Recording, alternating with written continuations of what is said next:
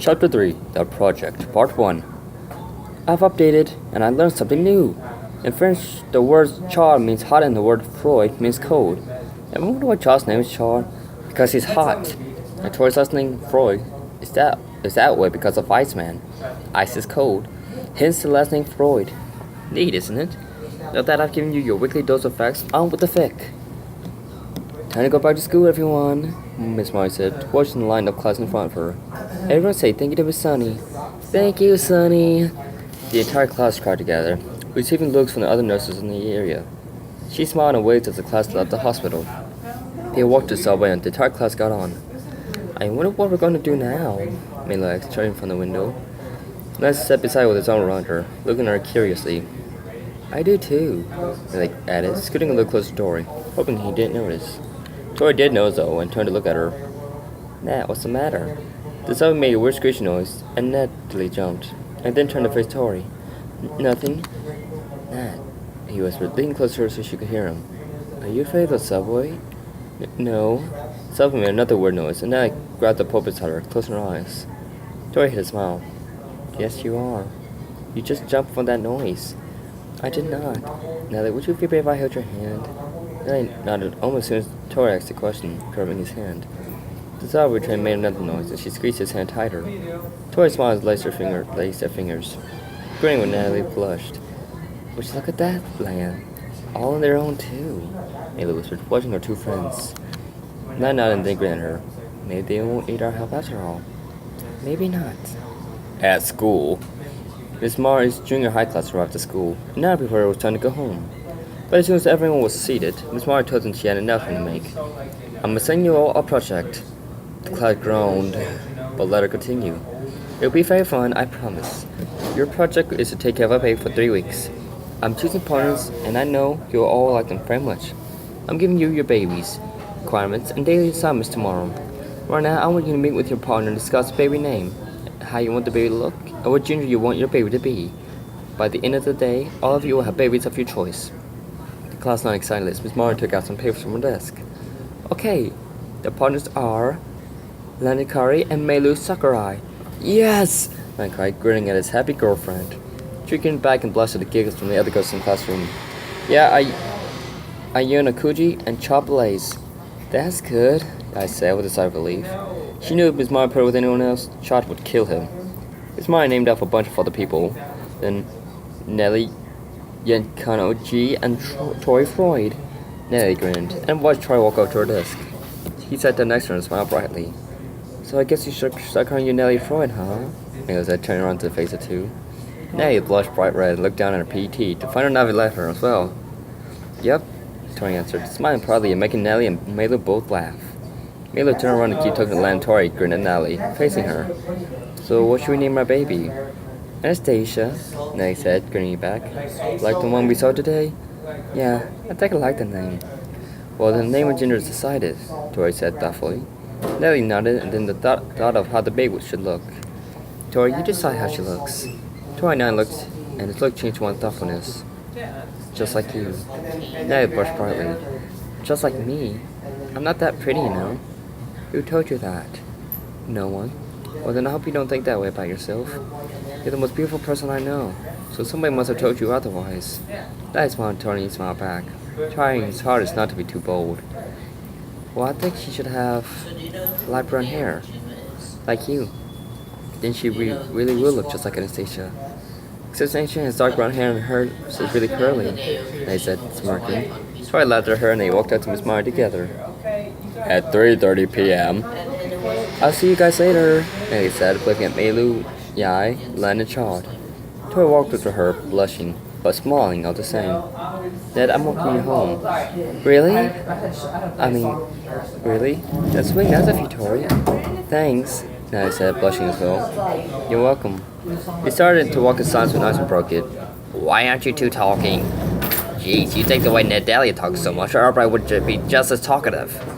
Tori took his PT out of his case and glared at his Navi. Iceman. I heard that. Natalie, hook me up. I'm about to make me some ice cream. Natalie cried from Natalie's PT. Natalie grinned and took the PTs together. Come here, ice boy. The two adults watched as Natalia tackled Iceman to the ground and started tickling. Iceman's already red cheeks turned red and started laughed loudly, making the two ops laugh at them. Wow, we know those two get along really well. Leah, get off! Iceman cried, making the taller Navi giggle and get off.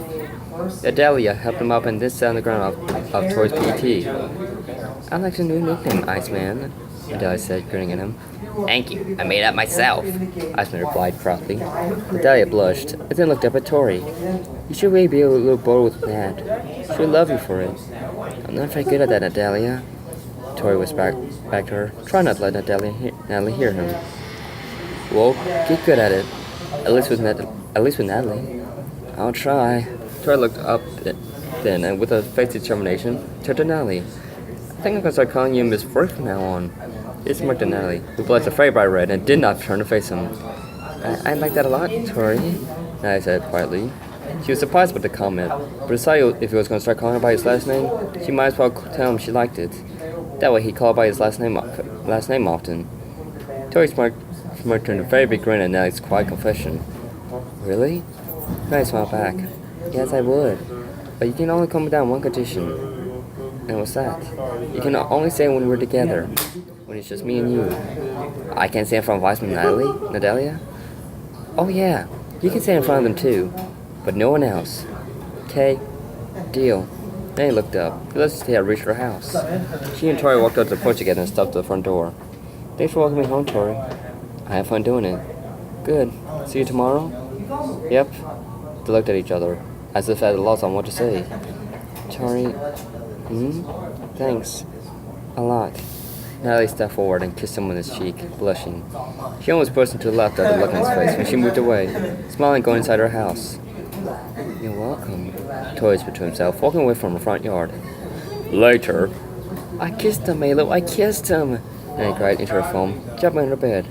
She plopped down on her bed with Natalia, who was on the computer desktop, watching her net up and best friend jump around in joy. What's on the cheek, Nat? Don't forget to tell her that, Natalia said, really nice. I don't have to tell her where it was. The only thing that matters is that I kissed him. Nanny cried, clearing her Navi. So, what did you kiss him? No, I twisted the phone cord around her finger. On the cheek, but that doesn't matter. You know you wanted to kiss him somewhere else. I kissed something on his face, right? So what does the rest matter? Because it does, and you know it. Oh, whatever, Melu. Don't rain on my parade. Because guess what? I'm not kissing it. I don't know who's crazier, you or Lan. Lan, of course. I'm just mildly crazy, Natalie said, laughing. Melu left and then told her she had to go. See you, Melu. Bye, Nat. With Tori. Lan, she kissed me, Tori said quietly. Lan pushed into laughter, making Tori glare at the phone. What's so funny about that? You shouldn't sound so sad, Tori. If you were anything like me, then you'd be happy than what Iceman got that new. Then when Iceman got that new attack. I am happy. But what do you mean if I'm anything like you? You're a male, right? Yeah, and that means we have something in common, Tori, and that's why I think you should be happy. When May and I first kissed, I thought I was going to burst with happiness, I said, watching Megan walk around the computer screen. He was looking for something, but Lan wasn't sure what it was. I am really happy. I can tell by the tone of your voice. Lan, you're not helping. I'm supposed to be helping? Lan asked, still watching Mega Man. Yes. Oh. Whoops, Lan replied, laughing. Megan looked at him and rolled his eyes. He went back to looking for what he was looking for. Lan, you're hopeless. You're just as hopeless as I am. You care for Nat and you know it. I know, and that's the problem. Tori sat in a chair outside loudly, making Iceman look at him. Iceman watched Tori for a couple of seconds, then rolled his eyes and went about his business. Why is that a problem? How am I going to tell her? Yeah, I still plan on not having another co-ed sleepover anytime soon. Well, how about this project? You know the one we're doing in class? What about it? You could use it as a way to get closer to her. Show Natalia how kind of caring and sweet and loving you are, and she'll decide to stay with you forever. Lan grinned at his own idea. He never knew he could be so devious. You know what, Lan? That might actually work. Thanks. You're very welcome, Tori. I gotta go now, though, because Megan needs help looking for something. See you, Lan. Bye, Tori. The next day, everyone was waiting for the morning to get into class. They were sitting in a new seating chart with their spouses, and the entire class was ready to work. When Miss Marnie finally came in, she smiled and sat her things down on the desk.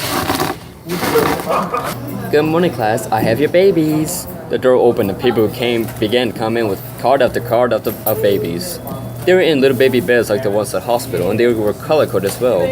The babies looked like real babies, and they were making noises and breathing like real ones too. These babies are made by nothing technology, but are used in the real world.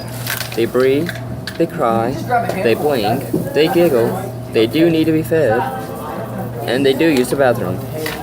Both ways. After all the babies rode in, the people left the room only to come back with baby blankets, diapers, diaper bags, bottles, strollers, and carriers.